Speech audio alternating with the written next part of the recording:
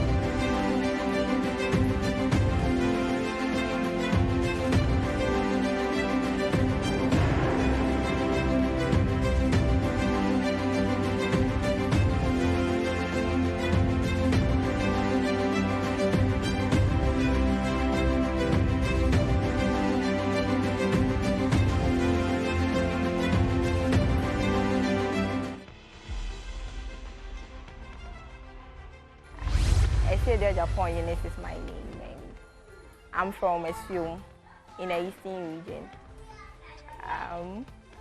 I'm a teacher by profession.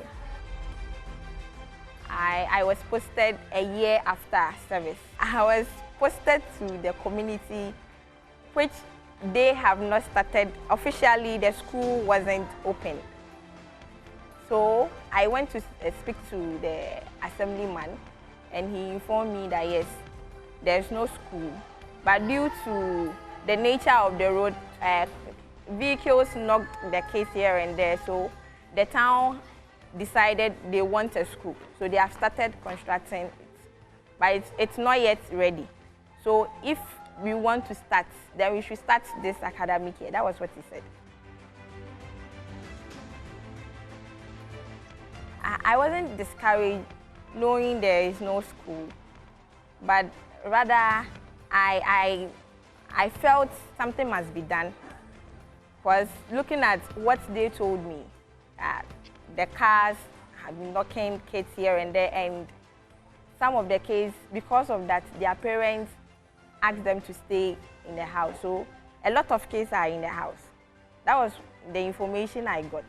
So I decided that then I have to start before my colleagues join me.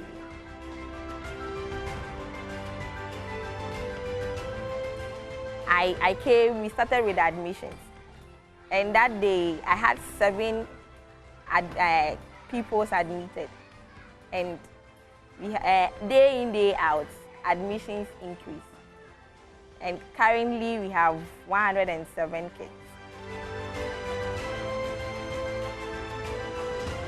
The Impact Makers Awards is a great initiative that will inspire young people, that is the youth, to make impact in their communities.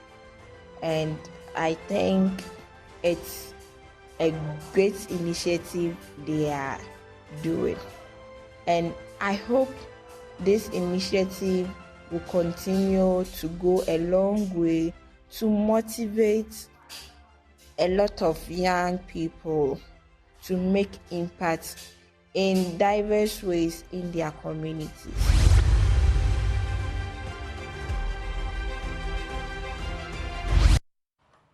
And that's the 2024 Impact Makers. That's a second edition. Overall winner, Eunice Asiedwa Ejipong there. You saw there. She's with me in the studios together with some of her colleagues. We also have an award winner from last year, the maiden edition of the Impact Makers Awards. And we're looking forward to the third edition already, seeing how this one has gone. Ms. Agwetro, it's a good time to start with you on this. But really, Eunice, watching you and listening to what you're saying, whilst you're giving that message for the Impact Makers, do you have any idea that you're going to be the overall winner? No, please. I didn't have any idea. I thought I just made an impact, which I'm being recognized as a teacher. So I had no idea I'll be crowning the overall of the Impact Makers Awards 2024. And so when you were mentioned at the Accra International Conference Center, I was surprised. Oh. I didn't know what to do. I didn't know what to say.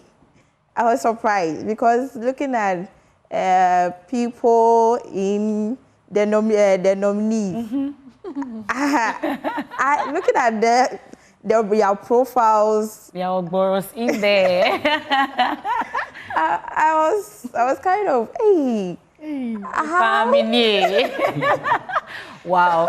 Well, we'll get to settle in nicely on this and then talk more about what brought you here, the journey so far, amongst others. But Ms. Agwetro, how is FOHA doing? I'm particularly excited interacting with you on this because after the first edition of the Impact Makers, we need to look back and see how it's actually impacted the work that you do. Tell us about FOHA. And since you were crowned a winner, you were not the overall winner, but you were a winner, now representing the entire team from last year. How has it been? It's been amazing, actually. Oftentimes, people die before we recognize their valuable contribution in society. And that is more or less part and parcel of, our side here. But looking at the award, it became a platform. Already tomorrow will be 16 years when we started the FOHA journey. Really? I started when I was in first year in the nursing school. I saw people dying of certain preventable conditions like, you know, diabetes, hypertension, stroke. So I had a notch. So it was actually a divine call. I used to use my school fees, the little money that I had. And 16 years down the line, when I look at the composition of the entire team, we have doctors, surgeons, anesthetists, over 300 medical volunteers. So I'll say we've been able to build that human resource base, and that has been our greatest strength. And coupled with the award, more people are coming in. We had a project from UK to implement a food support project for the weak and the vulnerable. Here we are looking at people with disability, the orphans, and then you are talking about the aged, which we implemented a pilot on right after the award scheme. Then after the award too, we also implemented a medical farm project, which is sponsored by Greenlight Pharmacy in Sunyani, which is also seeking to discharge patients who have been discharged but cannot pay their bill. And we've done a lot of screening, reaching out to people. You go out and someone's blood pressure 180, and then they are walking. Wow. So you realize that most of the complication we see is understandable because the way our system is structured, it's very difficult for people to come to the hospital to check their blood pressure and sugar. They are looking at the work that they are doing. Do they have to leak their work? So most come to the facility when they're having complications. So we screen them, connect them back to the facility, and it's really been an amazing story. We've integrated that into funerals, into weddings, aside our normal routine checkup. So it's really been an amazing journey after the awards. I'm sure in a few years there will be a hospital that I'm sure that will be definitely, built by definitely, FOHA very soon. But I think my colleague, MFA, I'm not saying this because she's my colleague, but I think she ought to be an impact maker. She has to be an award, because if I tell you, I think it's a story that we will tell one day as her colleagues in the newsroom, because of how she puts this together, how they conceived this idea and even got to this point. Maybe that's a story we'll tell one day when she becomes a winner of the Impact Makers Award. But how many entries did you get, MFA? Over 400. Over 400, nearing 500. And you often see me seated at my desk quietly. And she has a small desk and she just sits there. Okay, we'll talk about it. You're wondering what's happening. It's as if she's not doing anything, but she's doing a lot. Yeah, so it's been hectic. I mean, going through the selection process and then finally handing it over to the judges to be able to give us the finalists. It wasn't easy. I mean, we could have celebrated more, but of course, we are believing that in the following years we'll be able to do that. More. So yes, for now we've been able to celebrate this thing, and we are hoping, like I said, to do more in the future. Yeah. It must have been a very tedious process because it's been selection, you had about 400 entries and then whittling it down to 10. There's a team that's working on that before you hand it over to the team of judges, about 5 of them, and they would have to go through, they have to really scrutinize the stories that we got from the nominators and then get back to us for us to go to the ground to substantiate the stories that have been told about the nominees. Before we go to record them, you know, it's been back and forth before we finally settle on the finalists. Interesting. Let me go to Rhoda and Nicholas, also joining us via Zoom on this.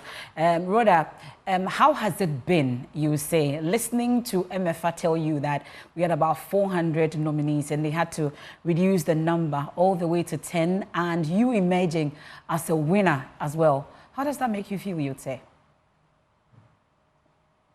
I really felt excited about the whole show because just there on a usual day and then receiving a call from JoyNews saying that I've been nominated to be part of the Impact Makers Awards and that it will, they are still in the process and that they will get back to me if I'm being nominated to be part of the first 10. So I was still waiting and praying and hoping that that call will come back. So how long did you have to wait for that call? Yes, so the call came and I was congratulated for being part of the first 10. And I was so excited, especially the call coming from JoyNews. And I know that JoyNews is one of the well-known media houses in the country. So I was so excited to be associated to the brand. And the fact that I'll be out there to be seen by everyone, taking an award from JoyNews. Okay. The excitement is...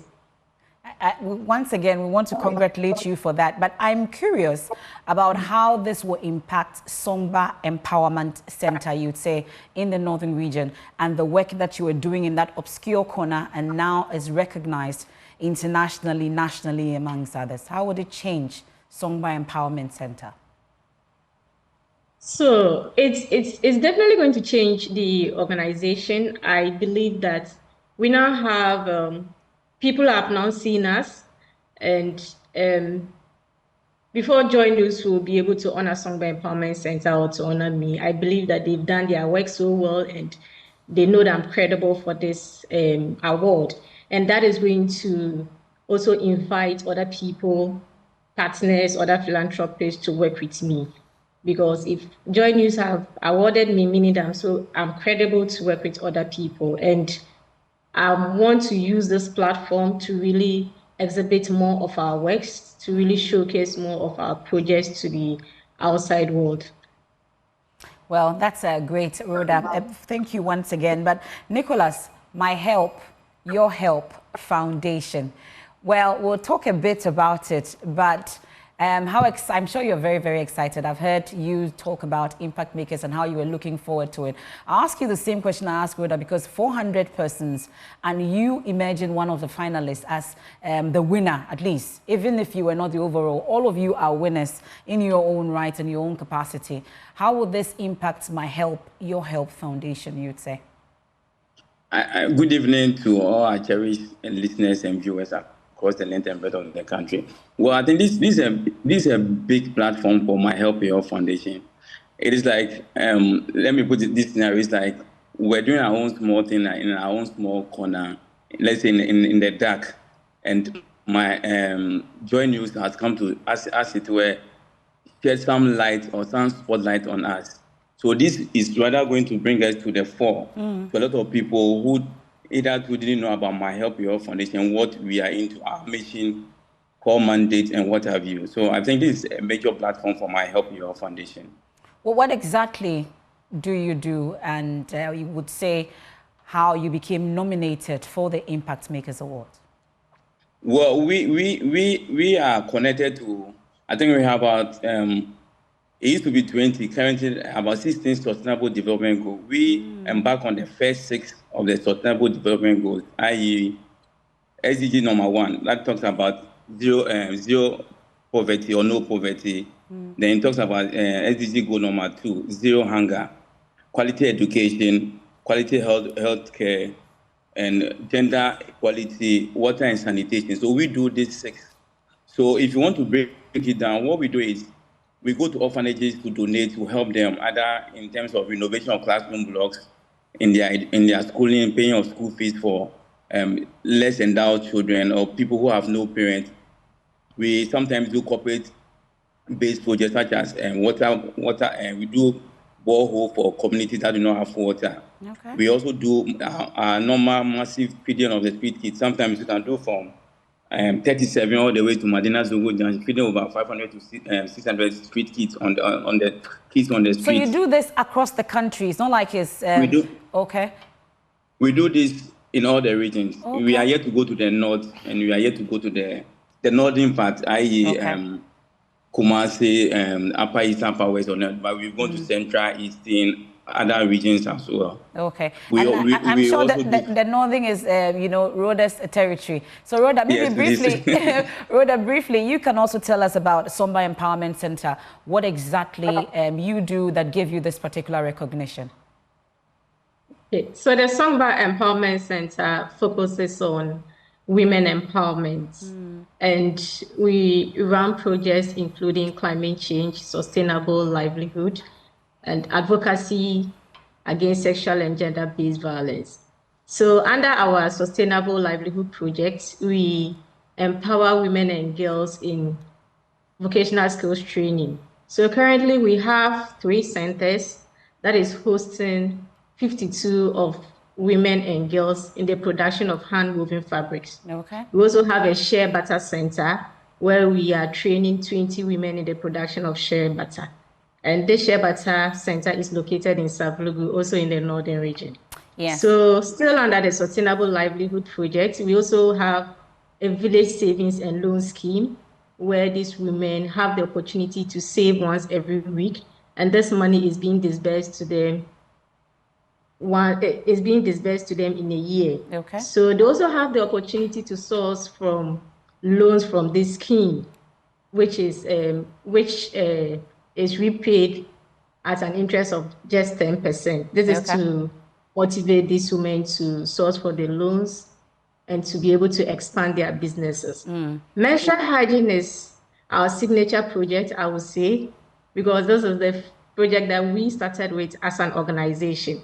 Okay. And since 2016, when Songbo Empowerment Center was registered, we've been able to train some women and girls in the production of reusable sanitary pads. Okay. So these pads are being sewn at the center and taken to communities to distribute to students. And we've been able to distribute over 15,000 of these reusable sanitary pads to schools. And you get to the schools and you see the excitement on the faces of these girls. Okay. Because so aside the distribution of the reusable sanitary pads, we also organize education on menstrual hygiene, which as an organization, we've realized that we can't go to all the schools in the country to sensitize girls on menstruation. And I'm told this is stemming, I'm told this menstrual hygiene project that you're on is stemming from a personal experience that you had. We'll get to talk about it shortly. Stay with me, Rhoda. Okay. But I need to focus on our winner for this year, overall winner. And many of us are dying to hear the story really behind how Eunice has been able to do this. I'll call her Asidua. I prefer the Asidua. Well, so this is a young teacher who had just been posted to Noka, right? I'm just telling a bit of the story, but she will take it over. Tell us, I've taken you to Noka now. Let's talk about what happened. Okay, thank you. What happened? It was just I sorted for transfer to get closer to my aged parents. And when I got assurance, it was Noka MA Basic School. So I wanted to see the school and at least know where it is located.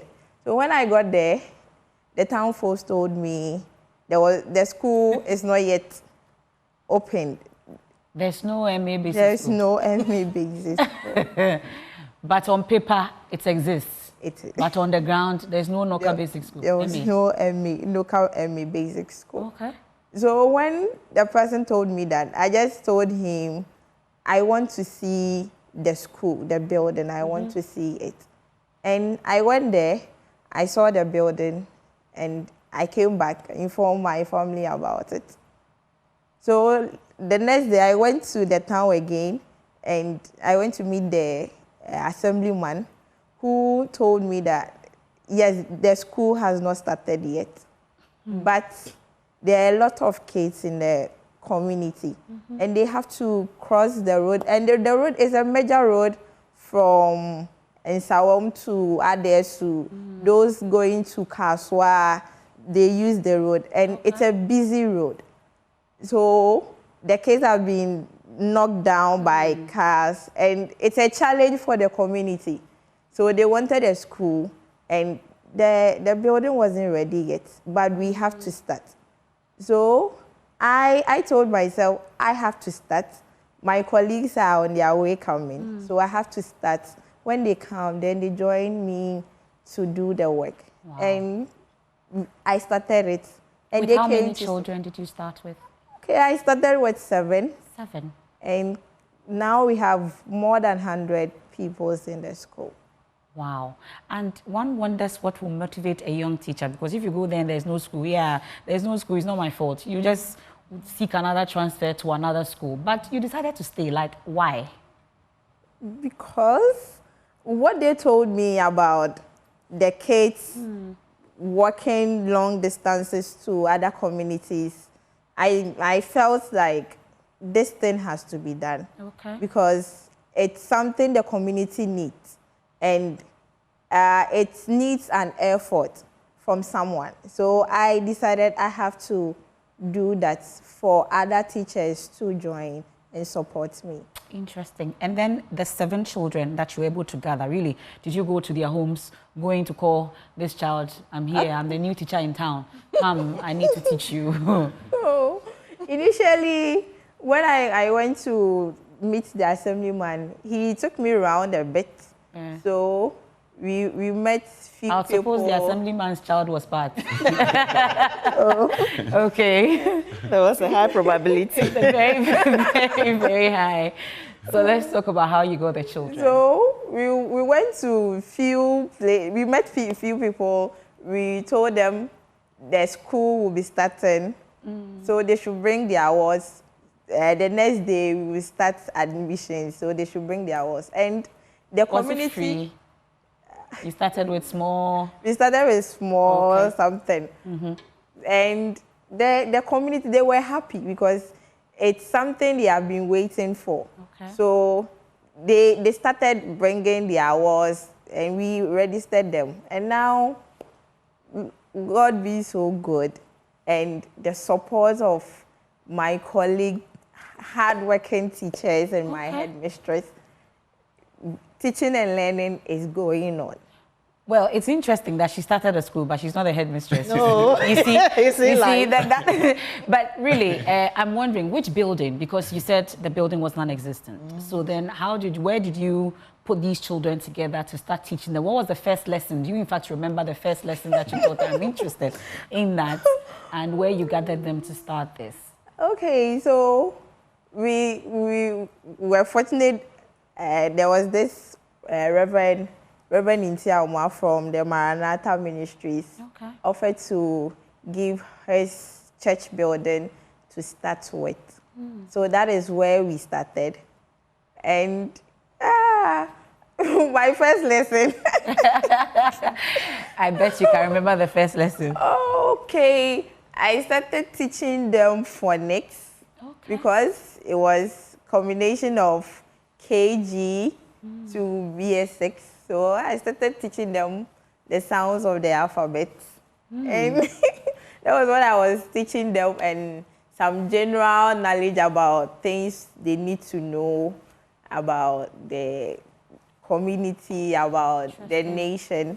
So, basically, that was what we were learning. So these are children who were not going to school because they did not have the facility in their area. So even between KG and P6, you put them all together and started with phonics, the alphabet, amongst others. Yes, please. That's interesting. And now you would say they are all not together. At least you've been able to segment them into their various classes. Now you have over 100, you say, from 7 to over 100 pupils. And what's the highest grade they are in now, you'd say? BS6.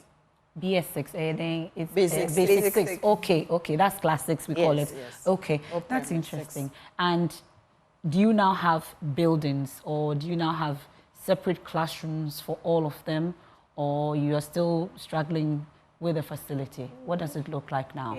Now, the community, with the help of the Deeper Life Church, they have given us their church building. So we've divided the school into 2. That is the upper primary are in one, and the lower primary and the KG also are in another building. But we have divided everyone into class, and teaching and learning is going on. And we've been doing this for the past how many years? It's almost a year. Yeah, Almost a year. And still, we've not had a classroom or a school built for MA Basic School. But for what you started, Noka will still not have MA Basic School. We pray. People come to our aid with the building. That is what we are praying for. But for now, we are in the church building, and teaching and learning is fully in course. And what would you say will be the impact of the Impact Makers Award on you and the people of Noka and your pupils, you'd say? Okay. The Impact Makers Awards, it's a great initiative. And I know it will connect me to a lot of people so they can come to our aid, because I'm in KG and that place is the foundation. I'm in the KG1 class and it's a foundation. And we being put in a confined area, like, you know, kids, how they are, it's quite challenging. So with this initiative, I hope NGOs, people will come to our aid and get a place for, if not for all, at least for the KG to start with the KG. That is the foundation of the school. So we can at least have a better facilities for the kids. So it can help us in teaching and learning. This woman sitting by you, she has led a project for the station and they've built a school. They are almost, they've almost completed that school. So it's not far away at all. I'm sure you get a lot of facilities for that. And with this Impact Makers Award, you can bet on that. Before the end of the year, you would see a change. And you've heard Mr. Agbochiro tell us about how it's been impactful on them. But MFA, really, for this year, when it started the first year, last year, and then this one, many were a bit skeptical about Impact Makers Award. Let's not go too far. Really, why Impact Makers Award? Eunice here is a typical example of what the multimedia group, and for that matter, JoyNews, dreamt of when we came up with this award scheme. This is someone who has the hunger to cause change. She has seen a need. She has seen a lack. Instead of sitting back and waiting for government, which is what we always do, she has gathered that courage to elect herself to spearhead a change. That is what Impact Makers is about. And we are hoping that with this award scheme, a lot more people will get to appreciate the significance of self-help initiatives. Because it is only when you start that people would be willing to support you. Otherwise, you'll be where you are forever. You will never move. We didn't know Eunice. We only advertised that who do you think is making an impact in your community? Then the beneficiaries of her intervention thought that, no, this girl is worth celebrating. And so they sent her name to us. And then we had to follow up to do a check on watch. And we're like, this is unique. This is sustainable. It's a school she's been able to start in a community. Point is, how many of us have that courage, you know, to want to go to this land to bring about change? She talks about going into the community, and the school children or the children of school going age there have had to cross the highway every day. That is lives at risk. We could have the future president among those children. Nobody knows what would have happened to them, but for her intervention. And for us, starting with this scheme, we are hoping that when people appreciate the need to take initiatives, Ghana will become a better place to live. This little intervention she has made, you have no idea the number of lives she has saved. Up to 100, over 100 pupils. Children now have the ability to go to school in their own community. They don't have to risk it every day crossing that highway. Even if it's not about the highway, children, like she said, are very active and boisterous. They need space to be themselves. And you want to restrict them because you are not able to give them that space. What kind of development are we giving them? What kind of space are we giving them for them to exhibit what is in them? So this is a true testament. Eunice here is what JoyNews Impact Makers is about. It's all about you, and that's why MFA has put in a lot of hard work and together with the entire team to make it happen. Maybe at the end of it, I'll get to mention all those who were helping MFA on this particular project. But Ms. Agwecho, and I think this is a question I want to put to all of you on this, at least all the winners, the past and the present, and maybe those to come as well. Really, I'm wondering, MFA has talked about how you are making or changing lives in your own small way. You've talked about how now you have more people that you are impacting. How do you get the funding before the recognition? How is it that you people, you don't have anything, yet you want to change people's lives? People who are just thinking about themselves and the little that you have, like, why? Where do you get the funding from? Okay, thank you. In fact, when you talk about funding, the first funding is the human resource. So too often now you meet Ghanaians, we don't have money. I say, yes, money is one of the resources, but the first and foremost is our human capital. So if nothing at all, that is the first thing to avail yourself, to elect to take up a challenge. Then if you believe in a cause and a vision, then we should see you funding what you believe in. So it come to my salary at the end of the month for the past 16 years. Wow. Yes, and I'm the major sponsor. Then others seeing the sacrifices that you are putting in. What is it that is driving you? Yeah. So I believe, like MFA said, there are so many interventions in the country that if every youth coming out of school is identifying a particular problem, we cannot wait for government for almost everything to be done. It doesn't happen like that anywhere. So I would say is that commitment, that motivation, that yes, we have a certain assignment to our nation.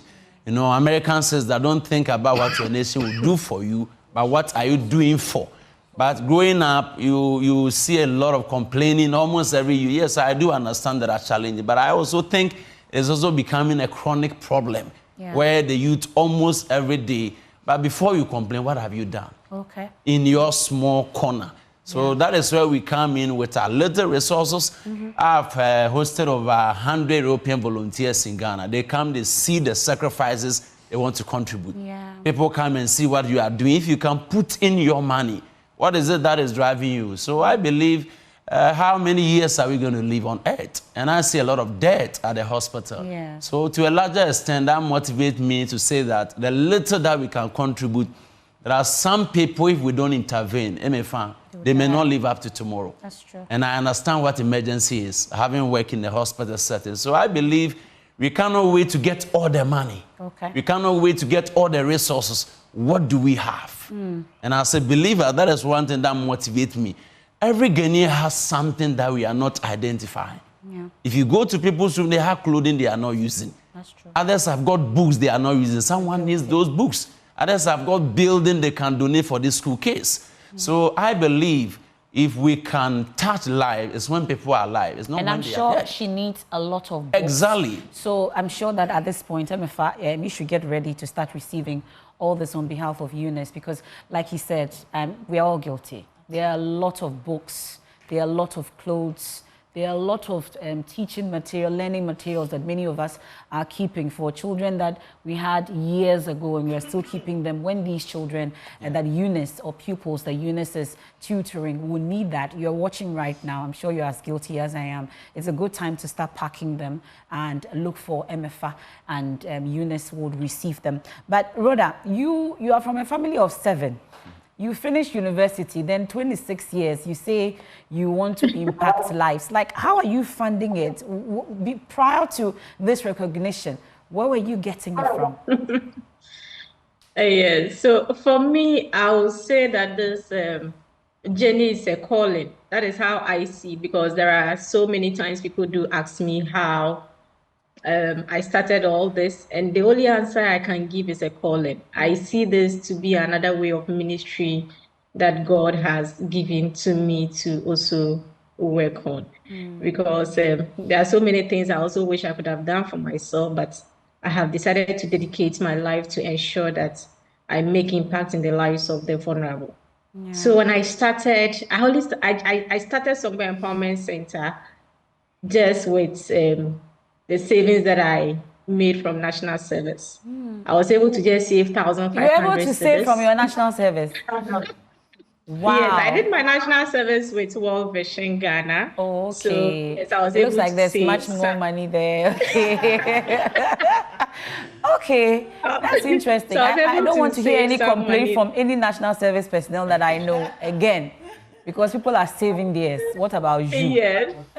So when I started when I started with the menstrual hygiene project, I was just going to schools with an old motorbike my older brother, after using, also handed over to me. So what I'll do is just to buy fuel in the motorbike and then move from school to school to just sensitize girls on menstrual hygiene. And this was a job I was doing without salary. I just get to the school, speak to the authorities, and then they hand over the students to me, and then I sensitize them. Okay. So I think it's a good time to tell me that story. Met a philanthropist. I met a philanthropist, a humanitarian from the US called Ann Webb, who saw that when she invests in me, she will definitely yield fruit. It's just like the story about the talent in the Bible. So she sent me an amount of 10,000 Ghana cedis in 2017. And it is this 10,000 Ghana cedis that has yielded fruits in this year. So aside that, I also got a job after, in 2016, after the 10,000 cedis that this friend gave to me got finished, I had to look for a job to be able to fund the project. Wow. So I spoke to one of my mentors called the Reverend Senator Nangtoma, who gave me a job in her organization. And I was funding the project with a salary that I was getting from the organization. Wow. And then now I have the support of Plan Ghana International and also Adam for Ghana. So as we are growing, we're also attracting more investors. But they always want to see what you are doing. They want to trust that when they give their money to you, you'll be able to utilize it. Okay. It looks like when you're changing lives, someone is also watching, and your life will be changed as well. But I was hoping you could tell us briefly that story about your personal encounter that led you to want to change lives in terms of the area of menstrual hygiene, amongst others. Maybe briefly tell me that story. Yes. So for me, I started menstruating when I was in class 6. I didn't have the knowledge about what period was. I didn't know how I should manage myself when I see my period. So the first time I saw it, I spoke to my mom about it.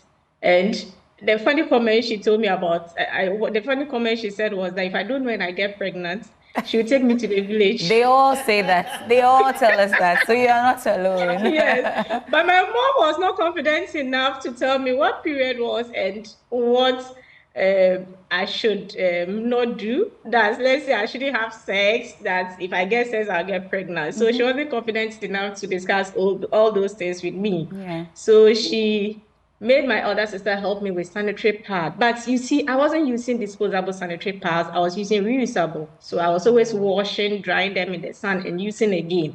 There were times I was using toilet rolls. And there was a time I went to school with toilet roll and it fell off. It fell. I didn't know where this toilet roll had fallen. So I was sitting in class and the blood was just dropping on my pants. I didn't sit in class the whole day. I had to run back home just to change myself. So looking at what I missed that day, I know that a lot of my younger siblings are also facing the same challenges. And that is why I've dedicated myself, my time, to say that I will help girls to learn about period before they start. Okay. And that also motivated me to author the book, No More Suffering in Silence. Because I know I cannot go to all the schools in the country. I can't go to all the rural schools. That's your book? The message... That's your book? Yes. Wow. So authoring this book titled No More Suffering in Silence, because there are a lot of girls that are suffering, just like the way I suffer, but they are not able to voice it out. They are not able to speak for people to listen to them, because we have, because of the stigma surrounding menstruation, girls are not able to talk about it freely. Yeah. So this book is here to help girls to be able to understand what periods are before they start. And it's also to help parents who cannot be able to have that discussion with their girls at home. So that they can read it. Okay. Yes, so that is it. Because once a girl have access to this book, she reads and gets to understand what periods. And where can we find this book? Where can I get one to buy? And how much is it? So this book costs 50 Ghana cedis. Okay. And yes, so online you can be able to get it on eCampus. Yes, and then also we are working with we are currently reaching out to organizations, philanthropists to help us to be able to donate the books to girls. 50 cedis we know is going to be expensive for students to buy. We cannot do this alone, so we want philanthropists to come support us to just print copies of the books for the students. We are not selling it for profit. We just want the cost of the printing. That is what we are looking out for.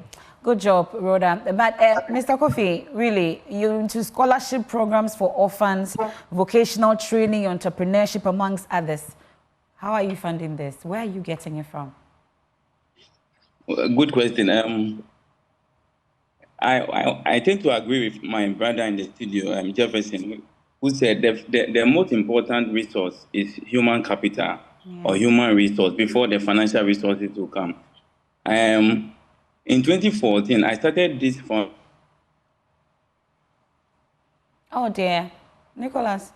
It looks like Nicholas's internet just froze, but we'll try and get him back on this at least. I'm itching to hear how they're able to fund this. But Eunice, was there any point in time that you gathered these children and then I'm sure one day one child did something and you had to beat them and their mother came running? Maybe, was there any point that you wanted to just give up on this? No. Though it was quite challenging, but I felt I must do this so that I might not know. Those kids there, maybe we have, as MFA said, we might have a future president, maybe doctor, maybe someone who might be a teacher as myself. Yeah. And I never saw it that I have to give up. Okay. Anytime when I see the case, I get motivated to do this, keep doing it. So I never felt like giving up. So you're only depending on that, your salary that was coming. We don't want to talk about it because I know we all understand. Eunice is in Accra. Okay. And she travels to Noka and back every day to go and teach children. I didn't know that. She does that every day. So tomorrow, Monday, she'll be going to Noka and then return after school. Wow. And this is just out of a good place, like just for the love for these children. Yes. Wow. There's one characteristic I've noticed about impact makers, at least for the ones that we have recognized here at JoyNews, is the selflessness, is the passion, you know. There is no immediate reward. Yeah. But there's that strong edge to make someone's life better, even though I don't have it all. And that is what we should encourage. A good number of us, if we get the opportunities, all we do is complain. And I don't have that, you didn't give me that, so I can't do A, I can't do B. But this is a huge complaint. It would have been the best complaint. Yes. You posted me somewhere, there is no school. Yes. I'll come back home. Come back. And I'll still be paid And she anyway. was living in the heart of the capital city before she was taken to Noka. Yeah. I mean, she has it. She has everything here in Accra. Okay. What would make anyone want to leave Accra to go and be in the hinterland to teach children as innocent as that? Wow. So we want to encourage everyone. You know, yes, if Ghana becomes better, it is for our good. Like everyone feels good about it. But it starts with you. It starts with me. We shouldn't always wait for government. Yeah.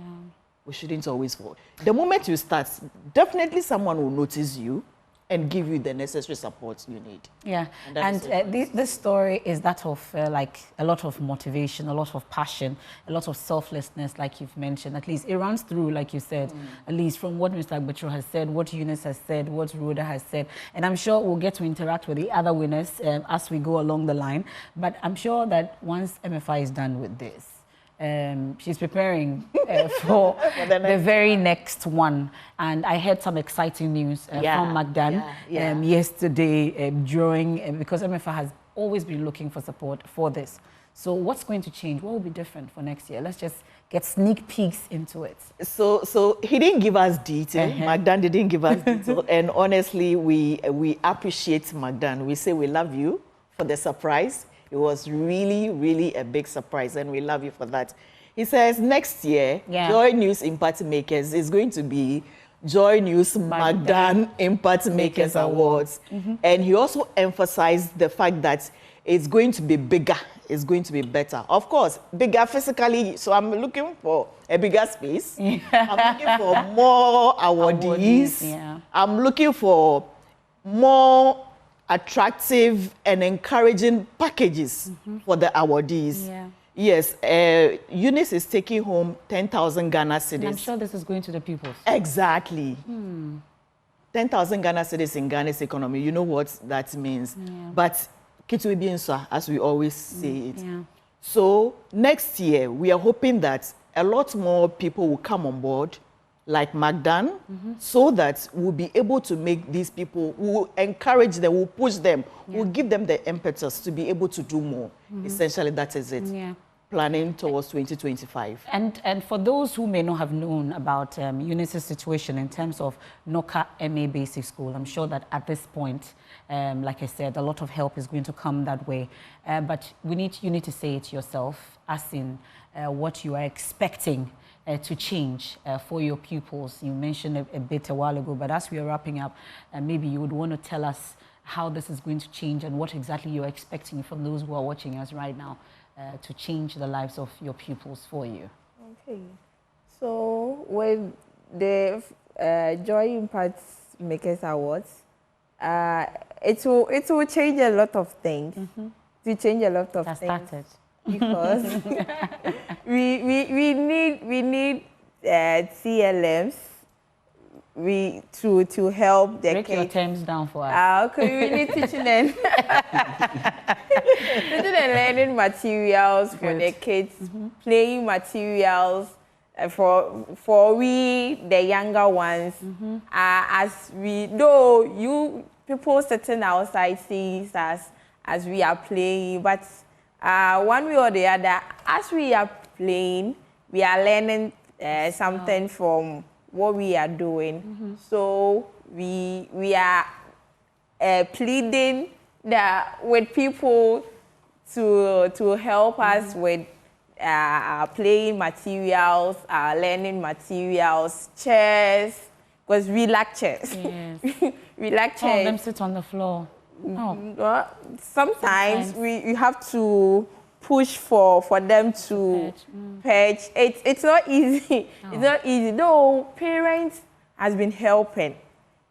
Some of the kids, their parents bought them chairs to sit on, but still we need more. Chairs, tables, even for the teachers. Sometimes I have to stand because we don't have chairs to sit. And how many teachers do you have now? Now we have 9. You have 9 teachers, including the headmistress? Yes, please. Wow. Okay.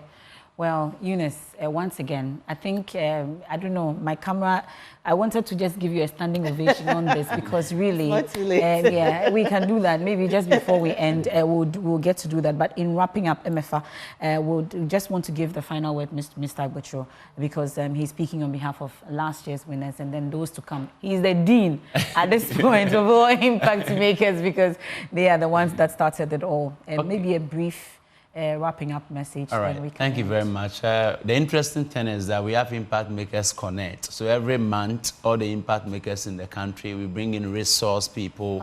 And we started this year, February. It's been very impactful. Oh, wow. MFI is always part of that meeting. So that is the... He hasn't told us that one. So the idea is to keep the impact, to sustain the momentum so that we don't relax. So that is actually ongoing.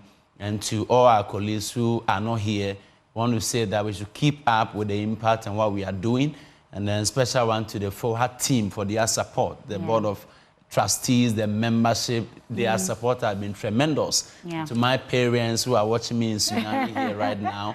And all, my wife, she was also with us yesterday. She's also watching on tele, Lady Tess. God bless you so much because it's not so easy what we're doing if you don't have an understanding wife I think it's doomed. Okay. So we are grateful to everyone for their support. Okay. God bless us all. Okay. And to my CEO, Dr. Cardinal Newton, Teaching Hospital, and all the staff there. And we can't leave without acknowledging our sponsors. Yes, thank you to First National Bank. Thank you to DBS Industries. Thank you to Gold Key Properties. And thank you to Magdan Foundation. And also Agromonti. We are grateful for the support. We pray that next year you'll come back. Everything is in your head. Well, MFR Tiamweli, really, you are an impact maker. Thank you so much for pulling this off. And to all the winners, we have from Rhoda Kadua Wedem, we had Nicholas Kofi, Samuel Nanabekai Jirako, Dr. Kwame Sakwa Adrian. I'm sure I'll be putting all the winners on the screen for us. Gloria Ladi Adakurugu. We have Reverend Sister Jacinta Ekuya Kwachua Ose. We have Andrew Ejenim Boating, Joel Dua Afi, and Joseph Majun. And of course, Eunice Ejapong. I think that's a good time for us to do the standing ovation for her. Wow, congratulations, congratulations. Congratulations. We are so proud of you. We celebrate you. And another edition of The Probe will come your way, same time right here on the Joy News channel. I'm MFR Pau. Have a good evening.